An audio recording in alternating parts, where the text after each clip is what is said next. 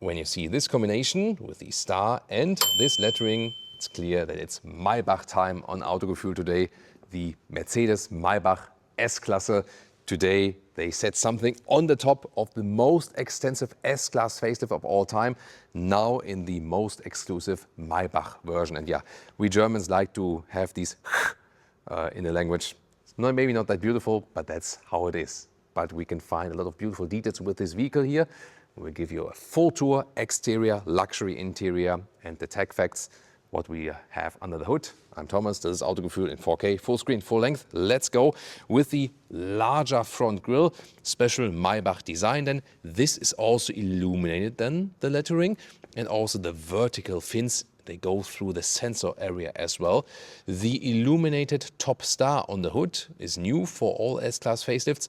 Not every market will get it. Europe, for example, not yet, but in North America, for example, and some Asian markets, they do get it. And then here the Maybach version also has this chrome fin on top of the hood as an additional extra. Then new headlamp unit with 40% more power for the high beam, 600 meter of range. Also illuminations here of the Maybach logo inside the headlamps. This is a beautiful detail. And also special here in the lower part, the logos once again that cover the whole area here, where a normal S-Class would have maybe like the AMG line details or something like that. This one here is also an extended length, extended wheelbase. The Maybach version also has extended wheelbase, overall the longest S-Class at 5 meters 48 or 216 inches, so even longer than the long wheelbase version of the S-Class.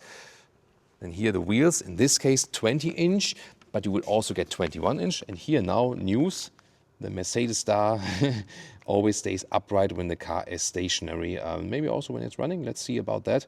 And you can also turn them for fun, maybe something for your kids to do then. This is also a forged wheel. And this is the combination. If you have a forged wheel, then you also get this special star stays upright feature. Here we also have the two-tone paint. It's really nicely done right here. You could also get for like one body color, so just depending on what you prefer. This is Verde silver on the top part. So this is like greenish silver and then white in the lower part. Flush door handles and they come out when you press or slide them. Illumination also soon more to the interior. Then also rear axle steering is now standard 4.5 degrees, optional 10 degrees rear axle steering, especially important for this long wheelbase. And here also illumination for the badge at the last pillar. This will also not be allowed in all markets, so it really depends. New tail lamp design, taking over from the normal S-Class, but then you have the Maybach badge, and also on the right at the S680. This is the top model. In this case then the top V8. Some markets will still get the 12-cylinder, soon more when we take a look under the hood. In the lower part here, also a specific design then for these fake exhaust graphics with this horizontal bar on the inside. Also very interesting. Air suspension is of course also standard, and in the Maybach driving mode you have a specific setting and a more comfortable setting for the air suspension. First look at the interior, but I want to open the hood first. So then, because we take a little bit more time with the interior very soon. So we would start with the inline 6-cylinder, 3-liter, then for the plug-in hybrid model. Then, like here, you have the 4-liter V8 in 2 horsepower specs. This is the stronger one, 612 horsepower plus the e-boost, because now you always get mild hybrid if you don't have a plug-in hybrid. And in some markets, they will still offer the 6-liter V12. But not for all markets, for example, also in Europe, then here the V8 will be the top engine. But this one also accelerates in under 5 seconds, so you'll be more than fine, definitely. There we go. And this is here another version. This is the S-Class Maybach Night Series Special Edition, so to speak. Dark chrome key fob and a lot of dark chrome here, for example, around the front grille. You can very well see also the illumination, the outer, or the actually, it's an inside frame here, the illumination around. And once again, the illuminated lettering here. This is the one which is not illuminated here, the classic Mercedes star, and then also in dark chrome. Here also with a fin in dark chrome. So to get an even more, let's say, sinister look. Still, two-tone paint. You have the Maybach logo inserts right here. And this scheme, haven't seen anything like that. Also here placed on the wheels, 20 inches well, and all the way over the wheels. Is that too much for you? Or will it be exactly right? Tell me in the comments. Then you can see the two-tone paint. Then once again, dark chrome here in lower part around the door handles. No bright chrome whatsoever. Also not in the lower part here, so that you don't have this classic elegant chrome scheme, but rather the dark one. And now starting to go into the interior. First of all, inside of the doors, this Baumeister sound system, these speakers actually move in and out. Then you here have more inserts. For example, you can get it here like in this this lacquer paint and with the stripes, but you could also get matte wood, for example. These here do not move. Some new Mercedes models do have them with feedback again. Standard 4 window levers. Then you can also control some shades here already, for example. Everything covered from the inside of the door as well. Maybach entry badge. And they even have more dampening material on the inside if you compare it to the S-Class, for example. Soon more to that. Steering wheel. This is like this lower vertical slot design. And then you also have new here, or returned, of real physical dials for the cruise control, right side for the volume jog, for example, and this one, and also here with the, like the high gloss lacquer steering wheel around for more exclusive design, if you prefer that. The seats also have different patterns. For example, here also always with a double stitching, whereas a normal S-Class usually has like a mono stitching. Microfiber head restraint, that's nice. Most of the stuff you see is animal skin still, but they do offer an alternative for the very first time. You can also get an animal-free interior, so really good that they also make a move in that direction now. It will be a little bit different. Maybe we can show that to you at a different time. And then here, is like comparable with an S-Class from the seating comfort. Like the stitching and so on is a little bit different. Steering up and down, in and out, then here, electric way. You also have the Maybach logo in the digital instruments, for example. This is also an exclusive thing. And you also have new air vents with this S-Class facelift. Ambient lighting already integrated right here, and soon more to the whole cockpit and so on. Here, this very interesting detail when I pull out the seat belt. Yes, that's my hobby.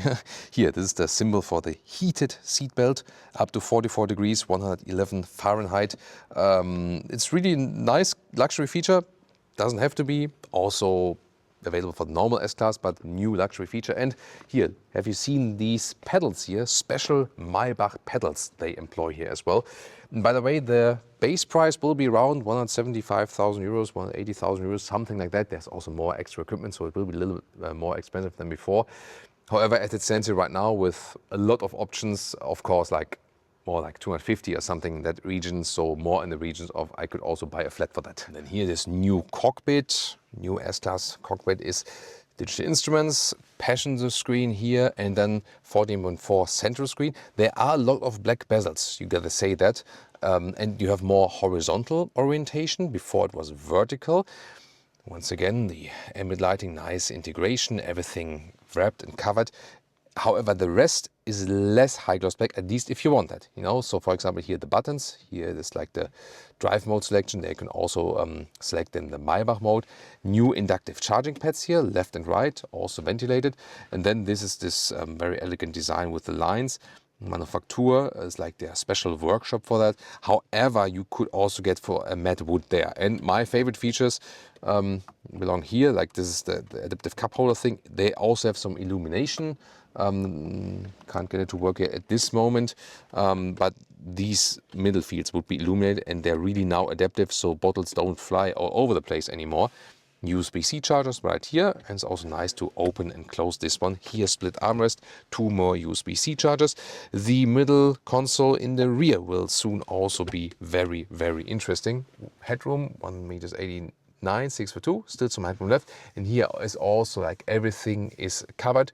And even the animal-free interior will be covered with everything. They will have like a fabric linen leatherette mix. Looking forward to that as well.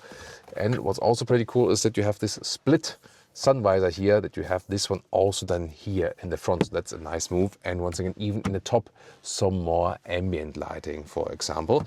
And the key thing of Maybach is, of course, that everything can be individualized. You have so many colors and combinations on the exterior, on the interior, so any color you could possibly imagine you could then pick.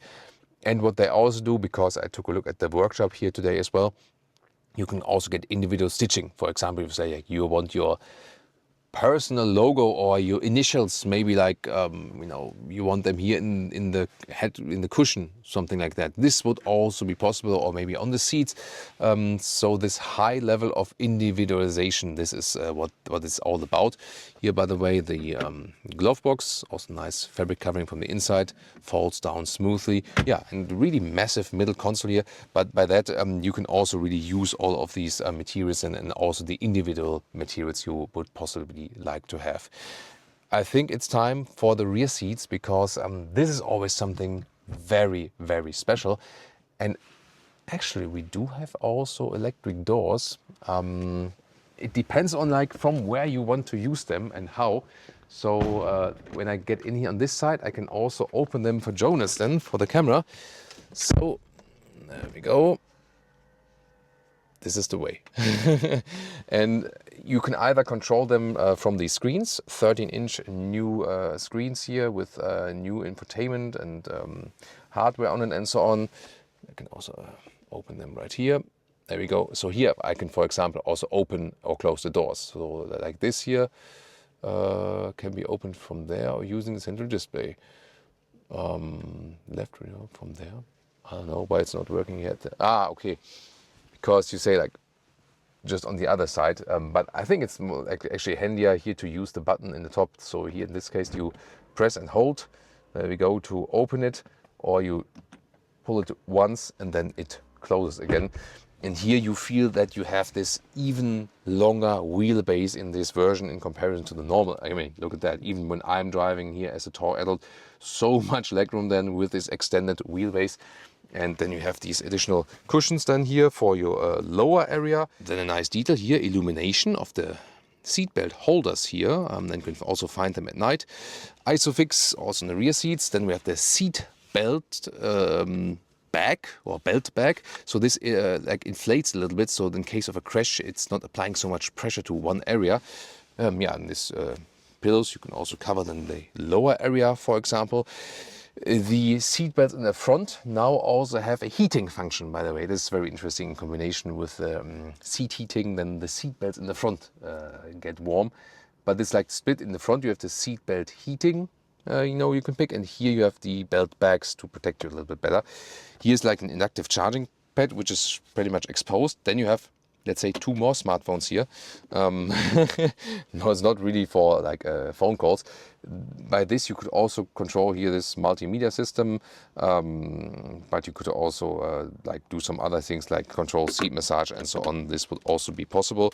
Then here, no, you cannot lift this one up, but there we go, you can lift this whole thing up. And then we have the tables underneath. Let's fold this table out like this. Like this, here we go. And then it also has this small lip when you, for example, have a laptop on here, and then you can like start working or eating or whatever. By the way, there are 4 more USB-C chargers in there, so this could be a good Autogefühl production vehicle, like that we can charge all our USB-C devices in there, so why not? And then of course here you have the fridge access. There we go. And wow, that's really, really cold in there, really cold. So this will keep everything cold then. So I'm going to take a look at the trunk area as well. And then to, fill it up, there we go, champagne. And then you press them in, that they're also held tight while driving. In the front part here, you can also cool or heat these cup holders, also a nice luxury feature. And when I want to have this one here closed, I can press this button on either side, and then you have an electric closing of this middle console. This is a quite spectacular feature, of course completely unnecessary, but this is of course not about necessity, but about luxury. And yeah, luxury is not what we need, what people maybe want. There we go, and then we can put this glass in. Maybe it needs some polish, against the fingerprints and so on. Also new air vents here, by the way, in the middle part. This is a new styling. And then what else do we need? This is here behind the driver's seat. But there is, of course, this chauffeur function. And for that, I need to go around one more time. Then we can maybe switch the position, Jonas and I. And I also can take off my shoes, because now it's about that everything folds, you know, as long as possible. And oh wait, no. Why would I close the door manually? I'm lazy, that's why I have to do it that way. So, and now let's see about this function here. Goes forward, goes up a little bit like this. There's also, you know, ambient lighting here around. That's also beautifully done. Also the calf rest will go. Not sure if I really like these cushions here in the lower area. Yeah, but that's maybe a personal preference, like what is more comfortable to you. Then these seats go backward a little bit.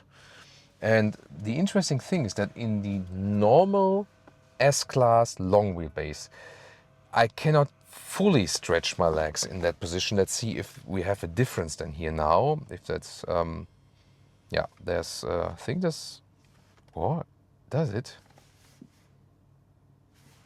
What do you think, Jonas? Was it the same?